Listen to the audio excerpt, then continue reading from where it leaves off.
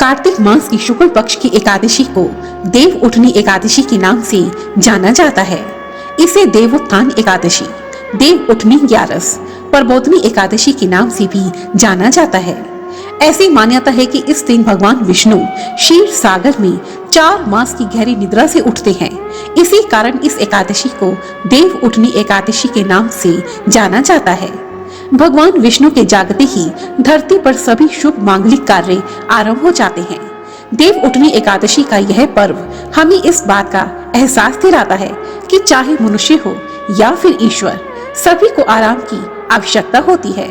पद्म पुराण के उत्तराखंड में यह वर्णित है कि देव उठनी एकादशी का व्रत करने से 1000 अश्वमेध यज्ञ तथा 100 राजसूय यज्ञों के बराबर का फल प्राप्त होता है और व्यक्ति मृत्यु के पश्चात सीधा वैकुंठ लोक को प्राप्त होता है। देव उठनी एकादशी के दिन ही तुलसी विवाह का भी आयोजन किया जाता है।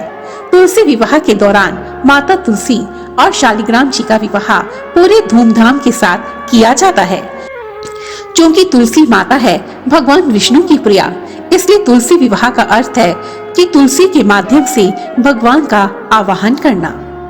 आइए अब सुनते हैं देव उठनी एकादशी व्रत की पावन कथा। एक समय धर्मराज युधिष्ठिर ने भगवान श्री कृष्ण से कहा, हे भगवान, मैंने कार्तिक कृष्ण एकादशी अर्थात रमा एकादशी का सविस्तार वर्णन सुना। अब आप मुझे कार्तिक मास के शुक्ल पक्ष की एकादशी का वर्णन सुनाने की कृपा करें।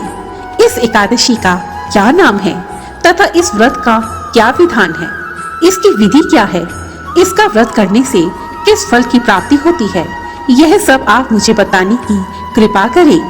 तब भगवान श्री कृष्ण ने कहा, हे युधिष्ठिर, सुनो। कार्तिक मास के शुक्ल पक्ष में तुलसी विवाह के दिन आने वाली इस एकादशी को विष्णु प्रबोधनी एकादशी, देव प्रबोधनी एकादशी, देवोत्थान, देव उद्धव एकादशी और देव उठनी एकादशी, कार्तिक शुक्ल एकादशी तथा प्रबोधनी एकादशी भी कहा जाता है। यह एकादशी बड़े बड़े पापों का नाश करने वाली है। इसका महात्म्य मैं तुमसे कहता हूँ, तुम ध्यान पूर्वक श्रवण करो। प्राचीन समय में कहीं एक राजा राज्य करता था। उसके राज्य में सभी लोग एकादशी का व्रत रखते थे। प्रजा तथा नौकरों चाकरों से लेकर पशुओं तक को एकादशी के दिन अन्न नहीं दिया जाता था। एक दिन किसी दूसरे राज्य का एक व्यक्ति राजा के पास आकर बोला, महाराज की जय हो।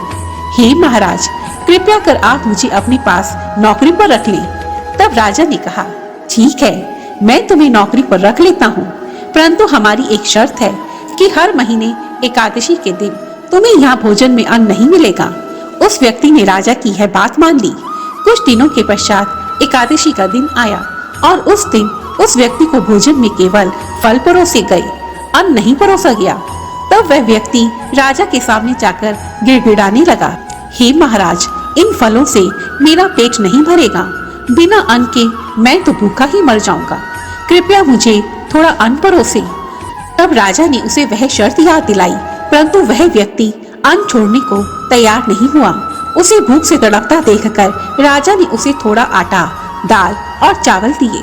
वह व्यक्ति राजा को धन्यवाद देता हुआ एक नदी के किनारे पहुंचा और वहां स्नान करके भोजन पकाने लगा। जब भोजन बन गया तो वह भगवान को बुलाने लगा, आओ भगवान, भोजन तैयार है, आओ भोग लगाओ। इस प्रकार वह व्यक्ति बार बार भगवान को बुलाने लगा। इस प्रकार बार बार बुलाने पर पीताम्बर धारण किए श्री हरि चतुर्भुज रूप में उसके समक्ष प्रकट हो गए और प्रेम से भोजन खाने लगे। भोजन ग्रहण कर श्री हरि ने उसे आशीर्वाद दिया और वहां से अंतर ध्यान हो गए। उधर वह व्यक्ति भी अपने काम पर चला गया।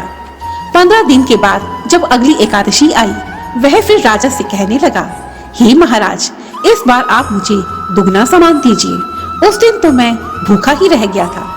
राजा ने हैरान होकर इसका कारण पूछा तो वह व्यक्ति बोला, महाराज, मेरे साथ तो भगवान भी भोजन करते हैं, इसलिए हम दोनों के लिए यह भोजन सामग्री पूरी नहीं पड़ती, इसलिए कृपा करके आप मुझे दुगना सामान दीजिए। उसकी बात सुनकर राजा को बहुत आश्चर्य हुआ। वह कहने लगा, मैं नहीं मान सकता कि भगवान तुम्हारे साथ भोजन करते हैं। मैं तो सदा एकादशी का व्रत करता हूँ, पूजा पाठ करता हूँ परंतु भगवान ने मुझे तो कभी दर्शन नहीं दिए। तब वह व्यक्ति बोला, महाराज, यदि विश्वास न हो तो आप मेरे साथ चलकर देख लीजिए। फिर क्या था, सच्चाई का पता लगाने के लिए राजा उस व्यक्ति के साथ नदी के तट पर पहुंचा। वहां राजा एक पेड़ के पीछे छिपकर बैठ गया। तब उस व्यक्ति ने भोजन बनाया और भगवान को शाम तक पुकारता रहा, परंतु भगवान नहीं आए। तब अंत में उस व्यक्ति ने भगवान से कहा, हे भगवान, यदि आप नहीं आए तो मैं यही नदी में कूदकर प्राण त्याग दूंगा। और ऐसा कहकर वह प्राण त्यागने के उद्देश्य से नदी की तरफ बढ़ने लगा। प्राण त्यागने का उसका दृढ़ इरादा जानकर शीघ्र ही भगवान श्री हरि वहां प्रकट हो गए और उसके साथ बैठकर भोजन करने लगे। भोजन ग्रहण कर भगवान ने उस व्यक्ति को अपने साथ विमान में बिठाया और अपने धाम में ले गए। उधर पेड़ के पीछे से राजा यह सब देख रहा था।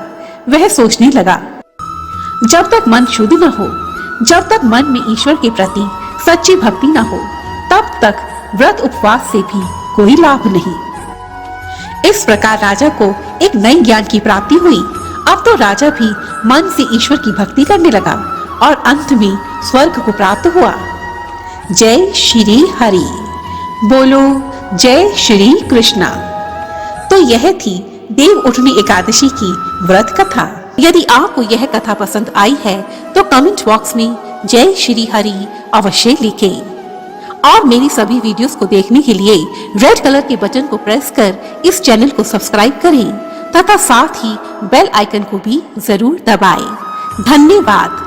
जय श्री हरि।